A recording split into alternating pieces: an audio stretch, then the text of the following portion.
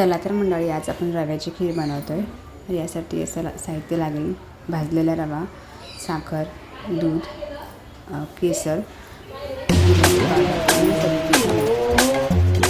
तर यामध्ये सुरुवातीला आपण तुपामध्ये थोडंसं रोस्ट करून घेऊ रवा.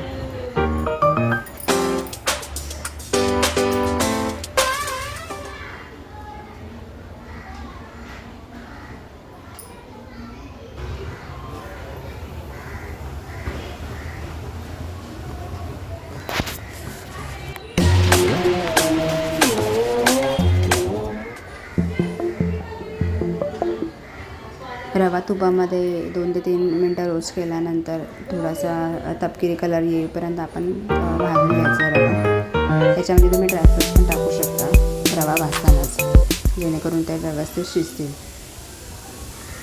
मी इथे अर्धा लिटर दूध वापरलं आहे, त्याप्रमाणे तुम्ही यूज करू शकता. 1 वाटीला अर्धा लिटर दूध याप्रमाणे. चवीपुरती साखर, मी ती 4 टेबलस्पून साखर घेतली आहे, मोठे टेबलस्पून.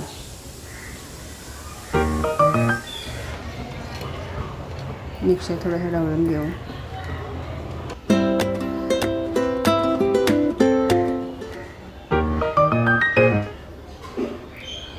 थोडीशी विलायची पावडर आपण ॲड करतो आहे ह्याच्यामध्ये.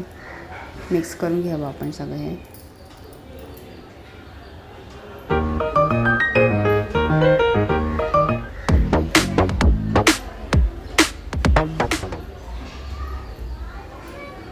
त्यानंतर आपण केसर वापरतो. केसर तुम्ही याच्यामध्ये थोडेसे भिजत घालून यूज केले तरी पण चालेल, किंवा डायरेक्ट भरून टाकले तरी चालेल. केसर ही पण खूप हेल्दी असते आपल्या आरोग्यासाठी.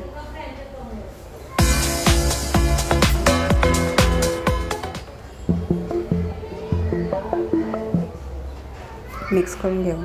चला तर आपली खीर रेडी आहे. ह्याच्यामध्ये तुम्ही समप्रमाणात पाणी पण ॲड करू शकता, फक्त दुधाची खीर नको असेल तर.